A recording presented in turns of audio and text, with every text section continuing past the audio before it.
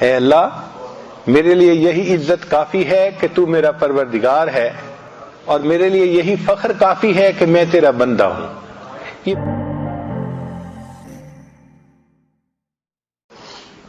ہم اس قابل نہیں تھے، بن مانگے اس نے یہ نعمتیں عطا فرمائی، تو ہم اپنی تقدیر پہ راضی رہیں۔ جو اللہ نے لکھ دیا ہم اس پہ راضی ہیں۔ اس کی مثال یوں سمجھیں کہ ایک چھوٹا بچہ اس بات پہ راضی ہوتا ہے کہ اس کی ماں اس کے لیے جو کرے وہ ٹھیک ہے۔ تو جیسا چھوٹے بچے کو ماں پہ اعتماد ہوتا ہے اور وہ ماں کی ہر بات پہ خوش ہو جاتا ہے، اسی طرح بندے کا تعلق اللہ سے ہونا چاہیے کہ ہم اللہ تعالیٰ کی ہر بات پہ راضی ہو جائیں۔ جیسا اللہ نے چاہا ہمیں دنیا کے اندر رکھا، ہم اس حال میں راضی ہیں۔ ایک دفعہ بنی اسرائیل نے حضرت موسیٰ علیہ السلام سے سوال پوچھا کہ اے موسیٰ علیہ السلام، ہمیں کیسے پتہ چلے کہ اللہ ہم سے راضی ہیں؟ آپ کو طور پہ جاتے ہیں تو آپ ذرا اللہ تعالیٰ سے پوچھئے۔ چنانچہ حضرت موسیٰ علیہ السلام کو طور پر تشریف لے گئے تو انہوں نے سوال پوچھا، اے اللہ میری قوم پوچھتی ہے کہ کیسے پتہ چلے کہ آپ ہم سے راضی ہیں؟ رب کریم نے فرمایا، اے میرے پیارے موسیٰ علیہ السلام، ان لوگوں کو جا کے بتا دو، اگر یہ اپنے دل میں مجھ سے راضی ہیں تو میں ان سے راضی ہوں، اگر ان کے دل میں مجھ سے شکوے ہیں تو میں ان سے ناراض ہوں۔ تو بڑا آسان طریقہ ہے یہ معلوم کرنے کا کہ اللہ ہم سے راضی ہے یا نہیں۔ اپنے دل میں جھانک کے دیکھیں۔ جو مومن ہوتا ہے ہر حال میں اللہ سے راضی، الا الکفر والضلال، سوائے کفر اور گمراہی کے، ہر حال میں اللہ سے راضی۔ جس حال میں اللہ رکھے بس ہمارے لیے وہی حال بہتر ہے۔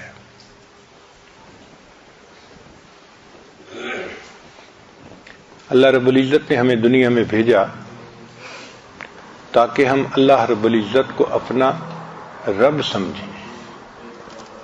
یوم میثاق میں اللہ نے روحوں کو اکٹھا کر کے وعدہ لیا تھا، الست بربکم، کیا میں تمہارا رب نہیں ہوں؟ سب نے کہا بلا، اے اللہ آپ ہی ہمارے رب ہیں۔ تو جب سب نے عہد کر لیا تو اللہ تعالیٰ نے اس عہد کو آزمانے کے لیے بندوں کو دنیا میں بھیج دیا کہ جاؤ اور میں دیکھتا ہوں کہ دنیا میں تم رب کس کو سمجھتے ہو۔ رب کہتے ہیں پالنے والا۔ ہم دنیا میں آتے ہیں تو ہمارا رب تو اللہ ہے، لیکن اسباب کے اندر ایسا الجھ جاتے ہیں کہ ہم سمجھتے ہیں ہم زراعت سے پل رہے ہیں، ہم دکان سے پل رہے ہیں، ہم تو فیکٹری سے پل رہے ہیں۔ تو ہماری نظر اللہ تعالیٰ سے ہٹ جاتی ہے اور اسباب پہ آ جاتی ہے۔ یہ بہت بڑا دھوکہ ہے۔ ہم فیکٹری سے نہیں پل رہے، اللہ پال رہا ہے۔ ہم نوکری سے نہیں پل رہے، اللہ پال رہا ہے۔ ہم کھیتی سے نہیں پل رہے، اللہ ہمیں پال رہا ہے۔ اللہ تعالیٰ نے ہمارا رزق ان جگہوں میں رکھ دیا ہے، رکھنے والا اللہ ہے۔ اس کی مثال یوں سمجھیں کہ اگر ایک دیہاتی آدمی شہر آئے اور دیکھے کہ ٹوٹی میں سے پانی آ رہا ہے تو وہ تو جاہل ہے، وہ تو یہی سمجھے گا کہ ٹوٹی پانی دے رہی ہے۔ حالانکہ جو سمجھتا ہے وہ جانتا ہے کہ ٹوٹی سے تو پانی کا اظہار ہو رہا ہے، نکل رہا ہے، اصل میں تو پیچھے ایک پمپ ہے جو یہاں پانی بھیج رہا ہے۔ جس طرح پانی پمپ بھیج رہا ہے اور وہ ٹوٹی سے نکلتا نظر آتا ہے، اللہ تعالیٰ رزق ہمارا اپنے خزانوں سے بھیج رہے ہیں، وہ ہمیں دکان سے نکلتا نظر آتا ہے، وہ فیکٹری سے نکلتا نظر آتا ہے، وہ زراعت سے نکلتا نظر آتا ہے۔ تو اس میں دھوکے میں پڑنے کی ضرورت نہیں ہے۔ اس لیے فیکٹری کی وجہ سے کوئی ایسا کام نہ کریں جو شریعت کے خلاف ہو، بزنس میں کوئی ایسا کام نہ کریں جو شریعت کے خلاف ہو، اس لیے کہ جب اللہ نے رزق دینا ہے تو ہم کیوں کوئی کام ایسا کریں جو اللہ کو ناپسند ہو۔ اور اللہ تعالیٰ نے ہمیں جس حال میں رکھا وہ سب سے بہتر حال۔ یہ بہت بڑا سبق ہے جو ہم نے یاد کرنا ہے کہ ہمارا رب کون ہے؟ اللہ ہے۔ اس لیے قرآن مجید کی ابتدا رب کے نام سے، الحمدللہ رب العالمین، رب کے نام سے۔ اور ہر 2-4 صفحے کو الٹ کے دیکھیے آپ کو کسی نہ کسی آیت میں رب کا نام نظر آئے گا. ایسے لگتا ہے جیسے پورے قرآن میں اللہ تعالیٰ نے اس رب کے لفظ کو سجا دیا ہے. اور پھر جو اختتام ہوا تو وہ کس لفظ پہ، کس صورت پہ؟ قل اعوذ برب الناس، وہ بھی رب کا. تو ابتدا میں بھی رب اور آخر پہ بھی رب. مقصد یہ تھا کہ تم اس یقین کو پکا کر لو کہ پالنے والا کون ہے؟ رب ہے. اچھا، ہم اگر نماز پڑھتے ہیں تو ہر رکن میں رب کی یاد. دیکھیں، ہم رکوع میں کھڑے ہو کے تلاوت کرتے ہیں تو تلاوت میں پڑھتے ہیں الحمدللہ رب العالمین، تو رب کو یاد کیا نا. پھر ہم رکوع کرتے ہیں قیام کے بعد تو رکوع میں پڑھتے ہیں سبحان ربی العظیم، رب کو یاد کیا. پھر ہم سجدہ کرتے ہیں سبحان ربی الاعلی. پھر ہم اتحیات میں بیٹھ جاتے ہیں تو رب جعلنی مقیم الصلاۃ، تو رب کا نام ہر جگہ، ہر رکن میں. مقصود یہ تھا کہ ان کے دماغ میں یہ چیز بیٹھ جائے، پکی ہو جائے کہ ہمارا رب اللہ ہے. یہ مضبوط ایمان ہماری ضرورت ہے کہ ہماری نظر ہر وقت اللہ تعالیٰ کی ذات پہ ہو. اسی لیے قرآن مجید میں جتنی بھی دعائیں ہیں اکثر دعائیں رب کے نام سے مانگی گئی. رب کہتے ہیں کہ جو پرورش کرنے کا ذمہ دار ہو، جیسے بچے کی مربیہ اس کی ماں ہوتی ہے، تو ہمارے مربی کون ہے؟ اللہ تعالیٰ ہے. تو دعائیں رب کے نام سے منگوائی گئی. ربنا آتنا فی الدنیا، ربنا ظلمنا انفسنا، ربنا لا تزغ قلوبنا، ربنا اغفر لنا ذنوبنا واسرافنا فی امرنا. تو یہ ربنا ربنا کے لفظ سے اتنی دعائیں کیوں منگوائی گئیں؟ اس میں حکمت ہے.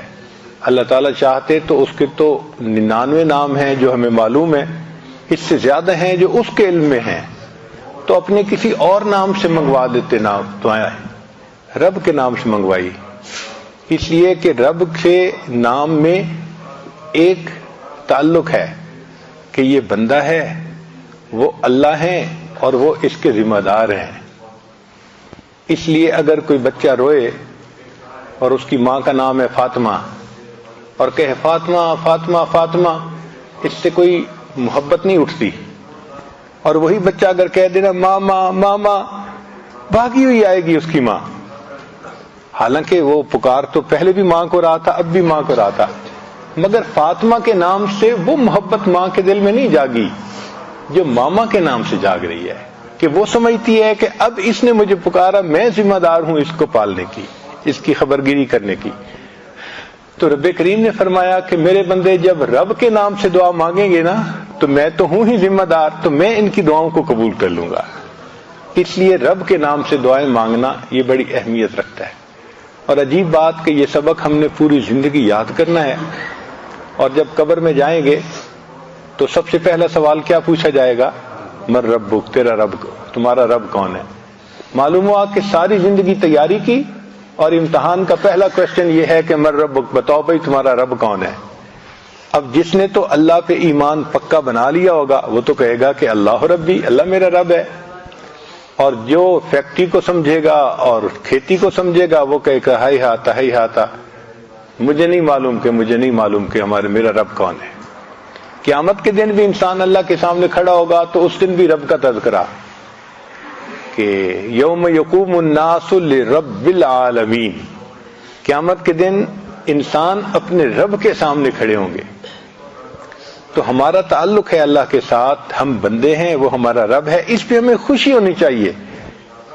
کسی کا مربی اتنا کامل نہیں ہو سکتا جتنا کامل اللہ ہے.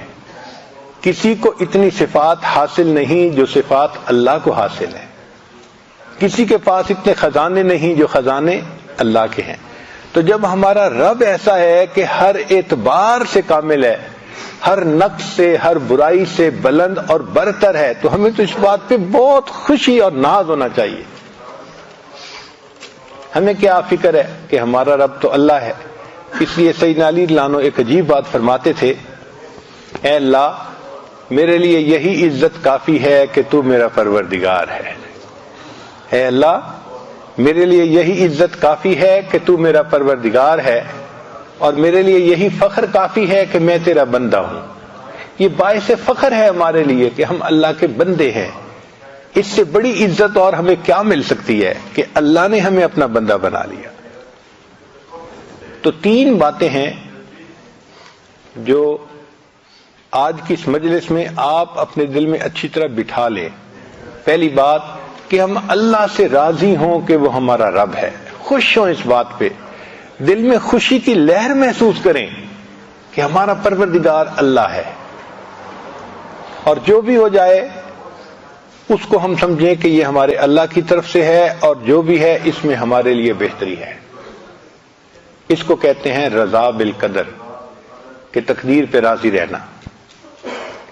اور دوسرا کہ ہم نبی علیہ الصلوۃ والسلام سے راضی ہوں کہ وہ ہمارے پیغمبر علیہ السلام ہیں. سچی بات ہے، نبی علیہ الصلوۃ والسلام کی تعلیمات کے انوارات جب نصیب ہوتے ہیں نا تو اتنا شکر کا احساس ہوتا ہے دل میں، اے اللہ آپ نے کتنا کرم کیا کہ آپ نے اپنے محبوب کو ہمارا راہبر و رہنما بنا دیا. اگر نبی علیہ الصلوۃ والسلام ہمیں زندگی گزارنے کی تعلیم نہ دیتے تو پتہ نہیں آج ہم کن گمراہیوں میں پڑے ہوئے ہوتے. دیکھیں مسنون دعاؤں کے معنی پہ غور کریں. اگر نبی علیہ الصلوۃ والسلام نے یہ دعائیں مانگنی نہ سکھائی ہوتی، انسانوں کے دماغ کی پرواز اتنی نہیں تھی کہ وہ اپنے دماغ سے ایسی دعائیں مانگ سکتے. اب یہ جو ہے رب اللہم مہدنا فی من ہدیت وعافنا فی من عافیت، ان کے معنی پہ غور کریں. معنی بتاتے ہیں کہ اگر یہ دعا نبی علیہ الصلوۃ والسلام نہ سکھاتے تو کسی ولی کی اتنی پرواز نہیں تھی کہ وہ اپنی فہم سے ایسی دعا مانگ سکتا. یہ نبوت کی شان ہے. جو اللہ کو کامل جانتے تھے انہوں نے مانگنا سکھا دیا. اور جو طائف کی دعا ہے وہ تو پڑھ کے حیران ہی ہوتے ہیں، حیرت ہی ختم نہیں ہوتی کہ اللہ کے محبوب صلی اللہ علیہ وسلم نے کتنی خوبصورت دعا مانگی. اور یہ دعا اللہم انی عبدک وابن عبدک وابن امتک، حیران ہوتے ہیں یا اللہ کیا سونے کی سیاہی سے لکھنے کے قابل الفاظ ہیں جو محبوب صلی اللہ علیہ وسلم کی مبارک زبان سے نکلے ہیں. تو نبی علیہ الصلوۃ والسلام کی تعلیمات کا جب نور نصیب ہوتا ہے نا تو ایک احسان کی کیفیت دل میں آتی ہے کہ شکر ہے کہ اللہ کے حبیب صلی اللہ علیہ وسلم ہمارے معلم اور ہمارے مرشد ہمارے نبی علیہ الصلوۃ والسلام، اور ان کی محبت دل میں آتی ہے. تو ہم نبی علیہ السلام سے راضی ہیں کہ وہ ہمارے نبی ہیں، اور دین اسلام سے ہم راضی ہو جائیں کہ وہ ہمارا دین ہے. سچی بات تو یہ ہے کہ اگر ہمیں دین نہ ملتا ہم جانوروں جیسی زندگی گزارتے. کتنے لوگ دنیا میں ہیں جو عقل میں ہم سے اچھے ہیں لیکن بیچارے ایسی بری زندگی گزار رہے ہیں کہ جانوروں جیسی. ہمیں شریعت نے بتایا کہ دیکھو یہ حلال ہے کھاؤ اور یہ حرام ہے مت کھاؤ. ان بیچاروں کو پتہ ہی نہیں، حرام حلال کی تمیز ہی نہیں، چنانچہ پتہ نہیں کیا کیا چیزیں کھاتے ہیں. ہمارے ایک قریبی ساتھی تھے، وہ ایک مرتبہ چائنا چلے گئے. اب وہاں لوگ انگلش کم جانتے ہیں اور یہ انگلش ہی بول سکتے تھے، تو ان کو خوب بھوک لگی. یہ چاہتے تھے کہ میں کہیں سے کچھ کھانا کھاؤں، تو انہوں نے سوچا کہ چلو میں اشاروں کی زبان سے اپنا کام نکالتا ہوں. ایک چائنیز کو انہوں نے کھڑا کیا اور اس کو انہوں نے کہنا چاہا کہ بھئی مجھے بھوک لگی ہے، تو انہوں نے پیٹ کی طرف اشارہ کیا کہ پیٹ خالی ہے میرا. وہ ان کو لے کے گیا ایک جگہ، جا کے دیکھا تو وہ ٹوائلٹ تھا. وہ سمجھا ان کے پیٹ میں خرابی ہے اور یہ بیچارہ ٹوائلٹ جانا چاہتا ہے. کہتے ہیں کہ میں ٹوائلٹ میں آگے حیران، یہ مجھے کہاں لے کے آیا. پھر میں نے سوچا کہ میں کچھ اور طریقہ اختیار کروں. ایک دوسرے بندے کو روکا اور اس بندے کو پھر میں نے منہ کی طرف اشارہ کیا کہ میں کچھ کھانا چاہتا ہوں.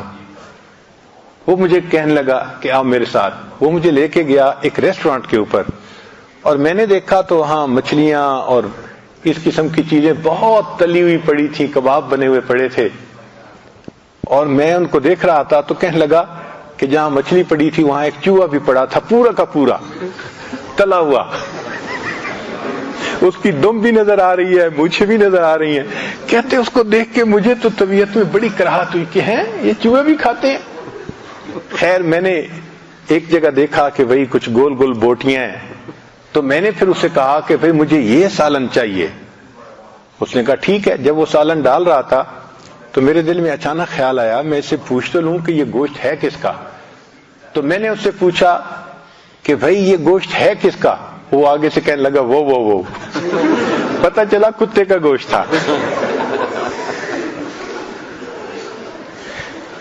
تو اب بتائیں کہ ایسے بھی لوگ ہیں بیچارے چوہے کھاتے ہیں, کتے کھاتے ہیں, بندر کھاتے ہیں, سور کھاتے ہیں. یا اللہ تیرا کتنا ہم پر کرم, ہم تو ساری زندگی سجدے میں پڑے رہے. اللہ ہم آپ کا شکر ادا نہیں کر سکتے کہ آپ نے ہمیں ایسا دین عطا کیا, ایسی نعمت عطا فرمائی کہ بس معلوم کرو اور عمل کرتے چلے جاؤ. تو ہم یقینی بات ہے کہ اللہ تعالیٰ کے اس نعمت کا شکر ادا نہیں کر سکتے جو دین اسلام کی نعمت اللہ نے دی ہے. یہ جو ہمارے گھروں میں اولاد ماں باپ کی محبتیں ہیں, یہ محبتیں آپ کو کفر کی زندگی میں نظر نہیں آ سکتی, نہیں ہے. چنانچہ ایک ریاست ہے کنیکٹیکٹ, نیو یارک کے قریب ہے, نیو جرسی نیو یارک کے قریب ہے. وہاں پر ایک مقدمہ چلا جو ٹی وی کی زینت بنا, یعنی اس کو ٹی وی پہ دکھایا گیا پوری پروسیڈنگز کو. چونکہ سب نے دیکھا اس لیے میں بھی نقل کر رہا ہوں. مقدمہ کیا تھا؟ ایک ماں نے بیٹے پہ مقدمہ کیا کہ میرا خاوند فوت ہو گیا, یہ میرا جوان بیٹا ہے, میں اس کے ساتھ گھر میں رہتی ہوں.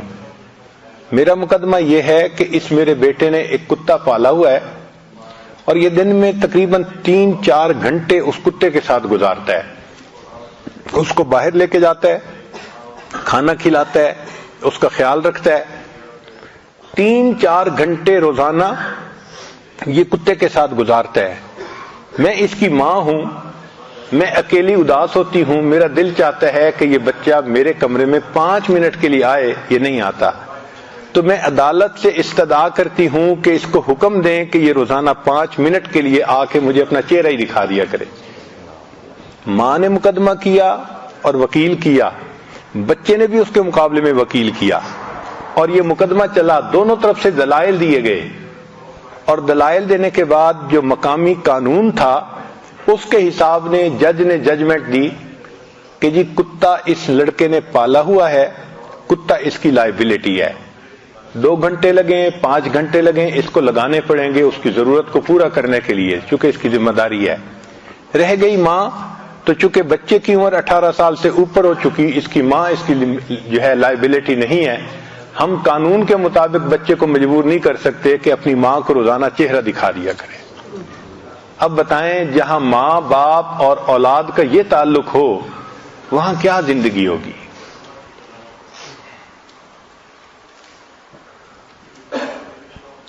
ایک مرتبہ میں ٹرین پہ سفر کرنے کا موقع ملا. وہاں پہ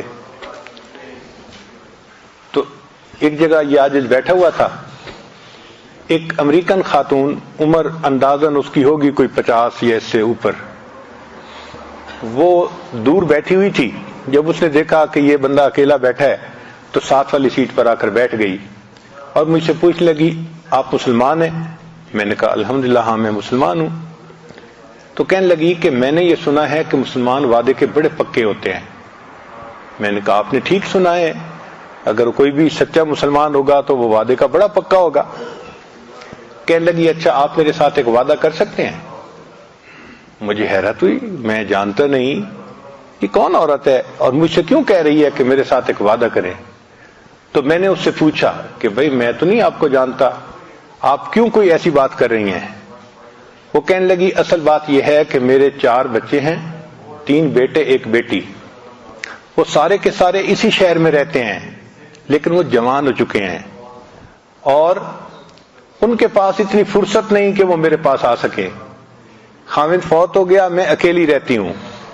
اب سارا دن اکیلا رہ کے میں نفسیاتی مریض بن گئی ہوں. تو میں آپ سے یہ وعدہ لینا چاہتی ہوں کہ آپ امریکہ میں جہاں بھی ہوں گے مجھے روزانہ 1 منٹ کے لیے کلیکٹ کال کریں گے.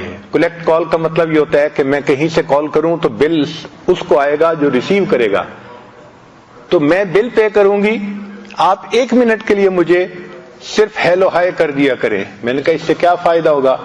کہنے لگی کہ مجھے ہوپ رہے گی کہ آج دن میں مجھے بھی کال آئے گی اور کوئی بندہ مجھ سے پوچھے گا تم کیسی ہو. ایک ماں جس کے 4 بچے ہیں اور اسی شہر میں ہیں, وہ ماں ترس رہی ہے کہ کوئی بندہ 24 گھنٹے میں 1 مرتبہ کال کر کے مجھے یہ پوچھ لے کہ تم ٹھیک ہو. جہاں یہ ماں باپ اور اولاد کا تعلق ہو وہاں کیا خاندانی زندگی ہوگی. ہمارے ہاں ماں باپ اولاد میں کیا محبتیں ہیں. یہ سب کس کا نتیجہ ہے؟ دین اسلام کی تعلیمات کا نتیجہ ہے. الحمدللہ بچے ماں باپ پہ قربان ہوتے ہیں, ماں باپ اولاد پہ جان دیتے ہیں. یہ محبتیں سب اس وجہ سے ہیں. تو یہ دین اسلام کی برکت ہے جو اللہ نے ہمیں عطا فرمائی ہے.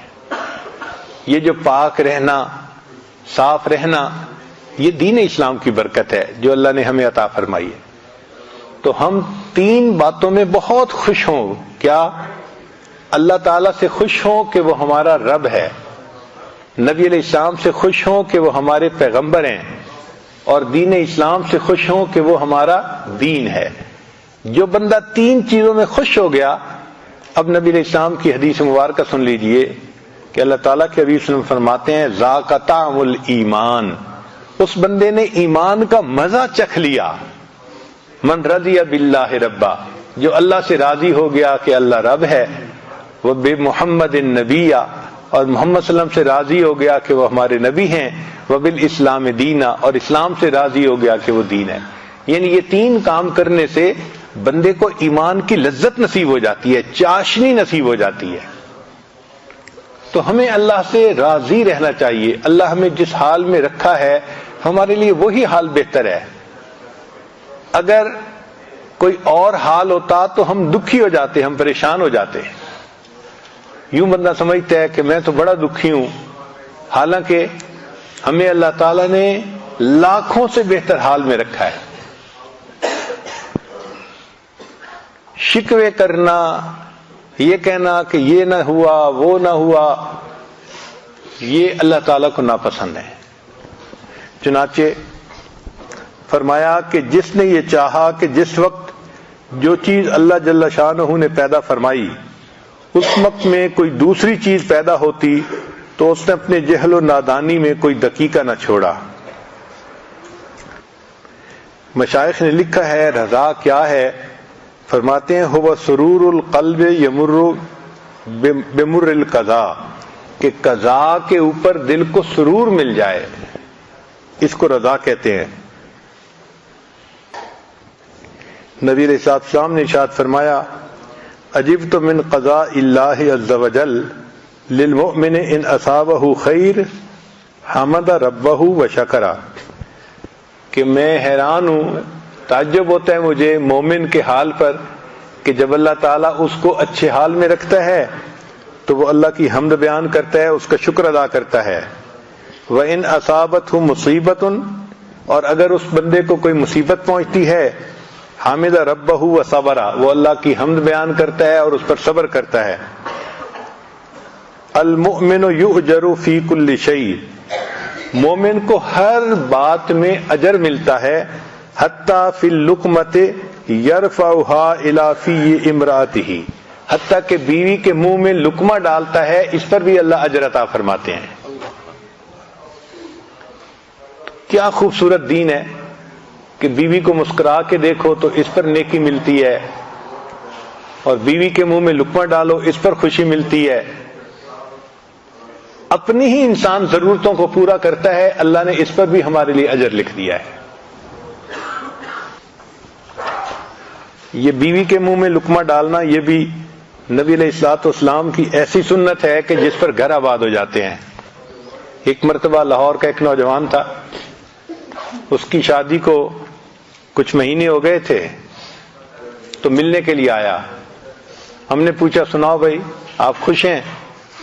تو بڑا غصے میں تھا, کہنے لگا جی کیا کروں, بس ماں باپ نے ایسی بیوی ڈھونڈ کے دی ہے جو بالکل جو ہے نا وہ دین سے محبت نہیں رکھتی, نماز نہیں پڑھتی، کہتا رہتا ہوں پردے کا خیال نہیں کرتی، فلاں نہیں کرتی، فلاں نہیں کرتی. ایک لمبی چارج شیٹ اس نے بنائی ہوئی تھی. تو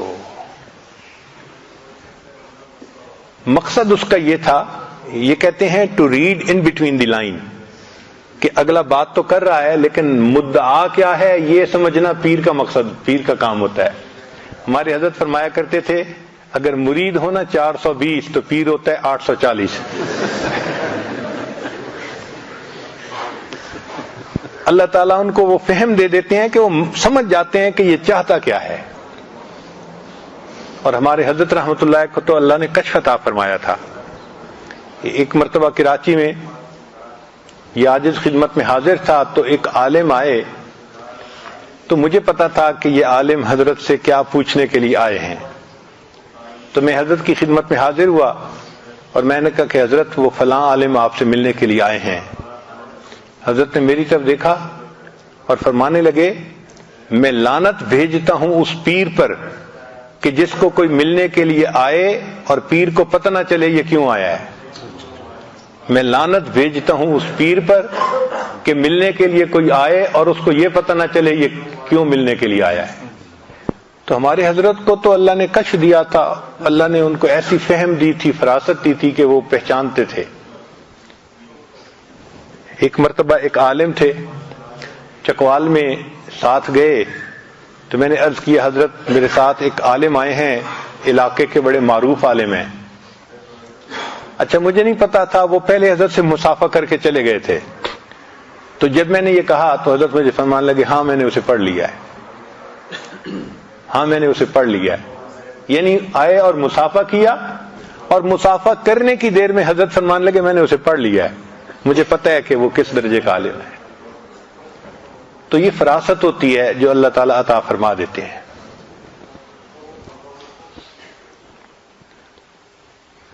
اب اس نوجوان نے آ کے نا جب لمبی چارج شیٹ بیان کی تو مجھے سمجھ لگ گئی کہ یہ کہنا کیا چاہتا ہے. وہ اصل میں مجھ سے NOC مانگ رہا تھا کہ حضرت جی کہہ دیں کہ تم اس کی طبیعت ذرا ٹھیک کرو تو میں بیوی کو جو ہے ذرا ٹھیک کر دوں گا. خیر جب اس نے اپنی ساری بات کر لی تو میں نے اس سے کہا کہ اچھا مجھے یہ بتاؤ کہ جس وقت شادی ہوئی تھی اس وقت تو آپ بھی اسی حال میں تھے، چونکہ اس کو بیعت ہوئے بھی تھوڑا وقت ہوا تھا. شادی کے وقت جیسا لڑکا تھا ویسی لڑکی ماں باپ نے ڈھونڈی تھی. کہنے لگے جی ہاں اس وقت تو میری بھی حالت وہی تھی. میں نے کہا پھر آپ کیسے بدلے؟ کہ جی میں نے آپ کے بیانات سنے، پھر میں نے بیعت کر لی اور میری زندگی بالکل بدل گئی. میں نے کہا کیا یہ موقع آپ کی بیوی کو بھی ملا؟ کہنے لگا نہیں. میں نے کہا کسی مجلس میں اس کو بیان سنوایا؟ کہنے لگے نہیں. میں نے کہا جب تک وہ یہ بیان نہیں سنے گی تو زندگی کیسے بدلے گی؟ یہ تو قصور اس کا نہیں ہے، یہ تو قصور آپ کا ہے جس نے موقع ہی نہیں دیا. تو تھوڑا سا نا وہ سلو ہو گیا کہ بھئی میں جس شد و مد کے ساتھ آیا تھا نا یہاں یہ سلسلہ نہیں چلے گا. اچھا خیر میں نے پھر اس کے بعد اس سے ویسے باتیں کی، جنرل باتیں جو ہوتی ہیں نوکری کے بارے میں ادھر ادھر کی. اور پھر اس کے بعد اس کو رخصت کرتے ہوئے میں نے کہا کہ آپ ایسا کریں کہ جب جائیں نا تو جاتے ہوئے راستے سے مٹھائی کا ایک ڈبہ لے لیں. اس نے پوچھا جی؟ میں نے کہا وہ جا کے جب گھر میں دسترخوان بچھے نا کھانے کے لیے تو وہ مٹھائی کا ڈبہ بھی اس کے اوپر رکھنا اور ان میں سے مٹھائی کا ایک ٹکڑا اٹھا کے نا بیوی کے منہ میں ڈالنا. وہ مجھ سے پھر پوچھتے جی؟ اس کو سمجھ نہیں آ رہی تھی کہ بھئی یہ مجھے کہہ کیا رہے ہیں. وہ تو آیا تھا اس کو سیدھا کرنے کی نیت سے اور ہم اسے کہہ رہے تھے کہ بیوی کے منہ میں مٹھائی کا. تو پھر میں نے اسے کہا کہ بھئی میں فارسی نہیں بول رہا اردو میں بات کر رہا ہوں، آپ مقصد کو سمجھیں کہ جائیں اور یہ سنت عمل ہے اور آپ تو ماشاءاللہ اب بہت سنتوں پہ عمل کرتے ہیں تو اس سنت پہ بھی عمل کریں. کہنے لگا جی ٹھیک ہے. وہ چلا گیا. اللہ کی شان دیکھیں کہ دوسرے دن بیوی کو لے کے آیا، میری بیوی بیعت ہونے کے لیے آئی ہے. میں نے پوچھا کیسے؟ کہنے لگا میں گھر گیا، مٹھائی کا ڈبہ دسترخوان پہ رکھوایا تو بیوی خاموشی سے دیکھتی رہی کہ یہ ہو کیا رہا ہے. پھر لقمہ کھاتے کھاتے میں نے ایک گلاب جامن اٹھایا اور بیوی کے منہ کی طرف بڑھایا تو وہ میری طرف دیکھنے لگی کہ کیا کر رہے ہو؟ تو میں نے کہا کہ یہ مجھے حضرت صاحب نے بتایا ہے کہ نبی علیہ السلام کی سنت ہے، تو میں اس سنت پہ عمل کر رہا ہوں، تمہارے منہ میں یہ لقمہ۔ کہنے لگے بیوی نے وہ مٹھائی کا ٹکڑا کھا تو لیا، لیکن اس کے بعد وہ سر جھکا کر بیٹھ گئی اور مجھے کہنے لگی کہ اچھا مجھے نبی علیہ السلام کی اور سنتیں بھی سکھاؤ، مجھے نبی علیہ السلام کی اور سنتیں بھی سکھاؤ۔ ایک سنت پر عمل کرنے سے اس بچی نے پردہ بھی شروع کر دیا، نماز بھی شروع کر دی، زندگی کی ترتیب ہی بدل لی اس نے۔ تو محبوب صلی اللہ علیہ وسلم کی ایک سنت میں اتنی طاقت ہے کہ ایک آزاد خیال بچی وہ اپنی زندگی کا رخ ہی بدل لیتی ہے۔ اگر کسی کی بیوی دین کی طرف نہیں آتی تو یہ اس کے خاوند کا قصور ہوتا ہے کہ اس نے دین کو مجسم شکل میں پیش نہیں کیا ہوتا۔ اگر دین کو ہم مجسم شکل میں پیش کرتے تو سب سے زیادہ ہماری قدردان ہماری بیوی ہوتی، اور اس کی دلیل کیا ہے کہ نبی علیہ السلام نے جب نبوت کا دعویٰ فرمایا تو سب سے پہلے کون ایمان لے کے آیا؟ عورتوں میں سیدہ خدیجہ کبریٰ رضی اللہ تعالیٰ، جو بیوی تھی جو جتنا قریب رہتی تھی اتنا جلدی وہ ایمان لے کے آئی۔ تو دین میں تو مقناطیسیت ایسی ہے کہ جو اس پر عمل کرے گا اس کی بیوی اس پہ قربان جائے گی۔ مگر ہم ایسا تو نہیں نہ کر سکتے کہ بیوی نیک بن کے رہے اور ہم آزاد بن کے رہیں، یہ نہیں ہو سکتا، ہماری یہ تمنا پوری نہیں ہو سکتی۔ ہم خود نیک بنیں گے تو پھر گھر والے اولاد پھر وہ بھی نیک بنیں گے۔ تو بہرحال ہم اللہ رب العزت سے راضی ہیں کہ وہ ہمارے رب ہیں، نبی علیہ السلام سے راضی ہیں کہ وہ ہمارے پیغمبر ہیں، اور ہم دین اسلام سے راضی ہیں کہ وہ ہمارا دین ہے۔ یہ دین کی باتوں کو بوجھ سمجھنا، بڑی پابندیاں ہیں جی، بڑی پابندیاں ہیں، یہ بہت خطرناک چیز ہے، کبھی ایسا نہ سمجھنا۔ مثلا جیسے فاسق قسم کے لوگ کہہ دیتے ہیں یہ کیا ہے جی، عورتوں پہ اتنی پابندیاں، پردے میں رہو، لپٹے رہو، یہ پابندیاں نہیں ہیں، اس میں راحت ہے، وہ کتنی مصیبتوں سے بچ جاتی ہے۔ اگر وہ عورت بے پردہ پھرتی تو پتہ نہیں اس کو کہاں کہاں سے عزت کا خطرہ ہوتا۔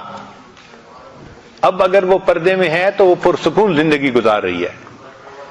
تو جو شریعت نے پابندیاں لگائی ہیں اس میں ہمارا فائدہ ہے۔ چنانچہ کتابوں میں ایک واقعہ لکھا ہے، ایک آدمی تھا جو امام مسجد بھی تھا،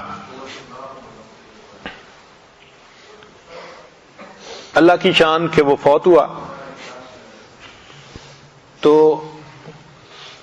جب اس کو دفن کیا گیا تو اس کا چہرہ قبلے کی طرف کر دیا گیا، جیسے عادت ہے دفن کرنے کے لیے میت کا چہرہ قبلے کی طرف کر دیا جاتا ہے۔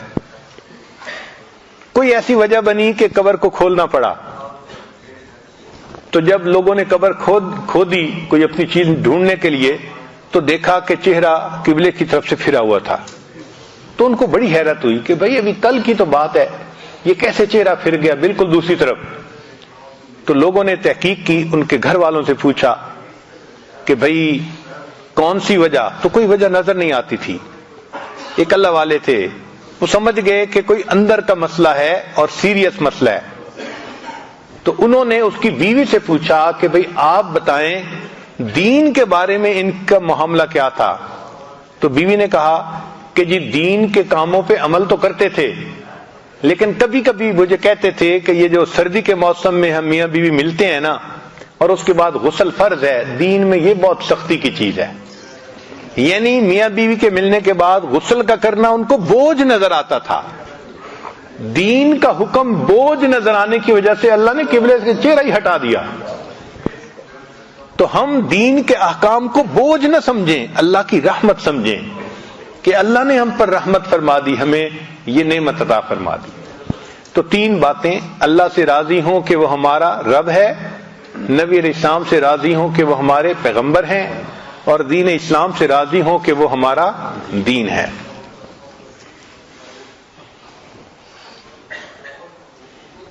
قال رسول اللہ صلی اللہ علیہ وسلم الصبر رضا، کہ تقدیر کے اوپر صبر کرنا اس کا نام رضا ہے۔ نبی علیہ السلام نے ارشاد فرمایا الرضا غنیمتی، کہ رضا میری غنیمت ہے۔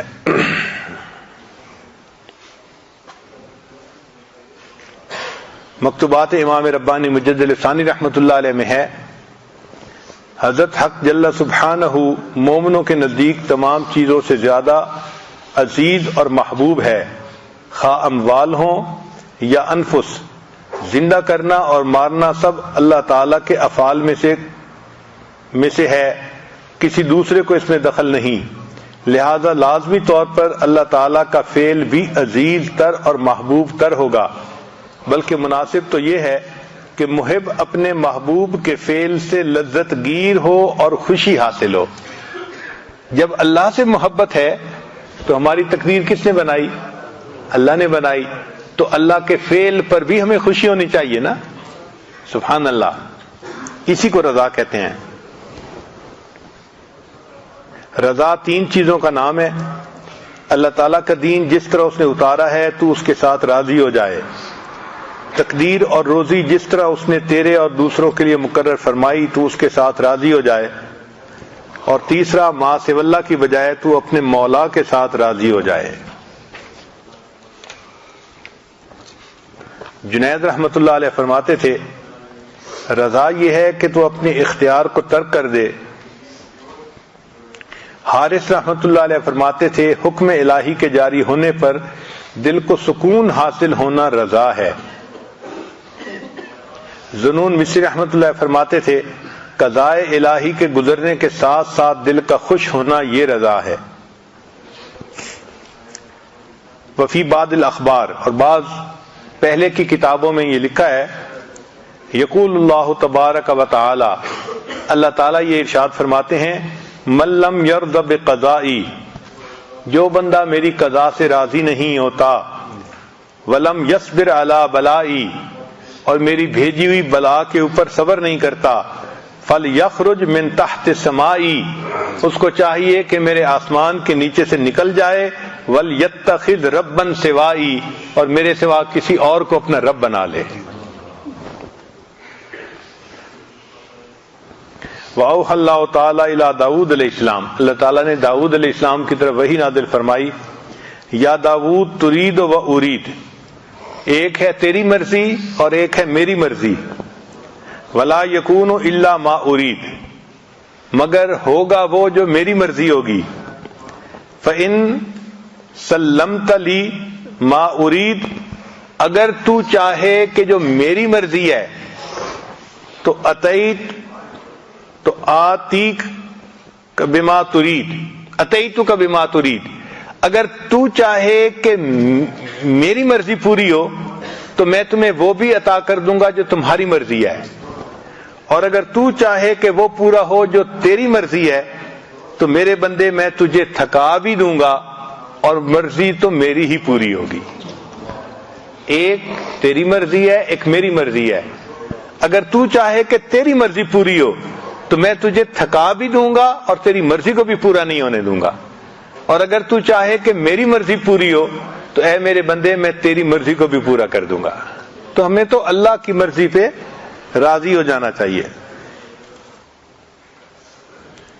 لقمان علیہ السلام نے اپنے بیٹے سے کہا، اوصی کا بخصال، اے بیٹے میں تجھے ایک بات کی نصیحت کرتا ہوں، تقربک من اللہ، وہ اللہ کے تمہیں قریب کر دے گی بات، وتباعدک من سخطہ، اور اللہ کے غصے سے تجھے دور کر دے گی، ان تعبد اللہ لا تشرک بہ شیئا، کہ تو اللہ کی عبادت کر اور اللہ کے ساتھ کسی کو شریک نہ بنا، وَإِن تَرْضَى بِقَدَرِ اللَّهِ فِيمَا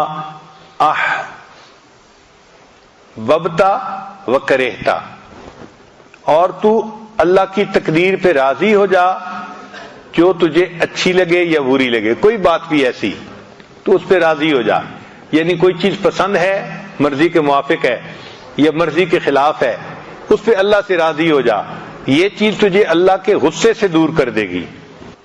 عمر بن الخطاب عنہ نے ابو موسیٰ اشعری رضی اللہ عنہ کو خط لکھا، اس میں فرمایا، اما بعد فإن الخیر کلہ فی الرضا، خیر ساری کی ساری اللہ کی رضا میں ہے، فإن استطعت ان ترضى وإلا فاصبر، تجھے چاہیے کہ تو اللہ سے راضی ہو جائے ورنہ تو تقدیر کے اوپر صبر کر۔ امام ربانی مجدد ثانی رحمۃ اللہ فرماتے ہیں، کہ مقام رضا مقام محبت سے بلند ہے. مقام رضا مقام محبت سے بلند ہے. فرماتے ہیں مقام رضا محبت اور حب کے مقام سے بھی بالا تر ہے، کیونکہ مرتبہ رضا مرتبہ محبت سے بلند ہے، چونکہ محبت میں اجمالاً اور تفصیلاً انسیت کا وجود ہے، اور مقام رضا میں نسبتیں حذف ہو جاتی ہیں جو حضرت حق سبحانہ کی ذات کے مناسب ہیں، اور مقام رضا کے اوپر حضرت خاتم الرسل علیہ الصلوۃ والتسلیمات کے علاوہ کسی کا قدم نہیں ہے. یعنی جتنے لوگوں کو بھی معرفت نصیب ہوئی ان کو مقام محبت تک معرفت نصیب ہوئی، اور اللہ کے حبیب صلی اللہ علیہ وسلم کو مقام رضا تک ہوئی. شاید اسی مقام کی خبر دیتے ہوئے نبی علیہ السلام نے فرمایا ہے لی مع اللہ وقت لا یسعنی فیہ ملک مقرب ولا نبی مرسل. میرے لیے اللہ تعالیٰ کے ساتھ ایک ایسا وقت بھی ہوتا ہے جس میں کوئی مقرب فرشتہ اور نبی مرسل شریک نہیں ہوتا. اب علامات ہیں کہ بندہ رضا کے مقام تک کب پہنچتا ہے. پہلی علامت عین مصیبت میں محبت کا بھڑکنا، یعنی اللہ تعالیٰ کی طرف سے بندے کے اوپر کوئی مصیبت آئے اور بندے کے دل میں اللہ کی محبت جوش مار رہی ہو، یہ پہلی علامت. چنانچہ ایک صحابی کے بارے میں آتا ہے کہ ان کو پھوڑا نکل آیا، جس پھوڑے سے کہ موت آ جاتی تھی، اور کافی تکلیف کے عالم میں تھے. اس تکلیف کے عالم میں وہ اللہ تعالیٰ کو مخاطب کر کے کہتے تھے اے میرے مالک تو جو چاہے میرے ساتھ کر، میں تیری محبت کے اوپر ابھی بھی قائم ہوں. اے اللہ تو جو چاہے میرے ساتھ کر، میں تیری محبت پر ابھی بھی قائم ہوں. اور ابو سلیمان فرماتے ہیں اذا صلی العبد عن الشہوات فهو راض، جو بندہ شہوات کو چھوڑ دے وہ اپنے اللہ سے راضی ہو گیا. عبداللہ ابن مبارک رحمۃ اللہ فرماتے ہیں الرضا لا یتمنا خلاف حالہ، اپنے حال کے خلاف جو بندہ تمنا نہ کرے وہ اللہ سے راضی ہوتا ہے. رضا بالقضاء کے انعامات، کہ جو بندہ اللہ تعالیٰ کی تقدیر پہ راضی ہو جاتا ہے، اللہ سے خوش ہو جاتا ہے، پھر اس کے بعد اس کو انعام کیا ملتا ہے؟ کمال ایمان کا ذائقہ چکھنا. ذاق طعم الایمان من رضی باللہ ربا و بالاسلام دینا و بمحمد الرسولہ. دوسرا اللہ کی محبت کا ملنا. چنانچہ الرضا باب اللہ الاعظم و جنت الدنیا، یعنی جو انسان اللہ پہ راضی ہو جاتا ہے اس کو گویا دنیا کی جنت نصیب ہو جاتی ہے، ایسا سکون مل جاتا ہے اس کے دل میں. پھر ایسے بندے کو جنت کی بشارت ملتی ہے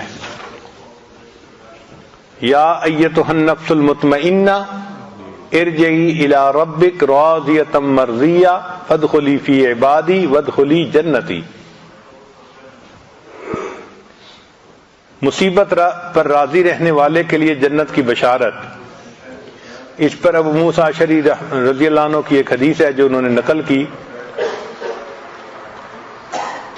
کہ اذا مات ولد العبد قال اللہ للملائکۃ، جب کسی بندے کا بیٹا فوت ہو جائے تو اللہ تعالیٰ ملائکہ کو فرماتے ہیں قبضتم ولد عبدی، تم نے بندے کے بچے کی روح قبض کر لی؟ فیقولون نعم، ملائکہ کہتے ہیں جی ہاں. فیقول، اللہ فرماتے ہیں قبضتم ثمرۃ فؤادہ، تم نے اس کے دل کے پھل کو توڑ لیا؟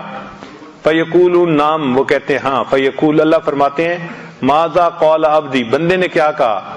فیقولون، فرشتے کہتے ہیں حمدک، کہ اس بندے نے آپ کی حمد بیان کی، واسترجع، اور اس نے انا للہ پڑھی. فیقول اللہ، اللہ تعالیٰ فرماتے ہیں ابنوا لعبدی بیتا فی الجنۃ وسموہ بیت الحمد، اس بندے کے لیے جنت میں محل تیار کر دو اور اس محل کا نام بیت الحمد رکھ دو. سبحان اللہ، اللہ کی رضا پہ راضی رہنے کی کیا نعمت ہے، اللہ جنت میں محل تعمیر کروا دیتے ہیں. پھر ایسے بندے کو اللہ تعالیٰ برکتیں عطا فرماتے ہیں اور غنی کر دیتے ہیں. فمن رضی بما قسم اللہ لہ، جو راضی ہو گیا جو اللہ نے اس کے لیے رزق کو تقسیم کیا، یعنی تقدیر میں لکھا، بارک اللہ لہ فیہ ووسعہ، اللہ تعالیٰ اس کے لیے برکت ڈال دیتے ہیں اور اس کو فراخی عطا فرما دیتے ہیں. پھر جو بندہ اللہ سے راضی ہوتا ہے، اسرع الناس مرن علی الصراط، پل صراط سے جو لوگ گزریں گے ان میں سب سے زیادہ تیز رفتاری کے ساتھ وہ بندہ گزرے گا جو اللہ کی رضا پہ راضی رہے گا.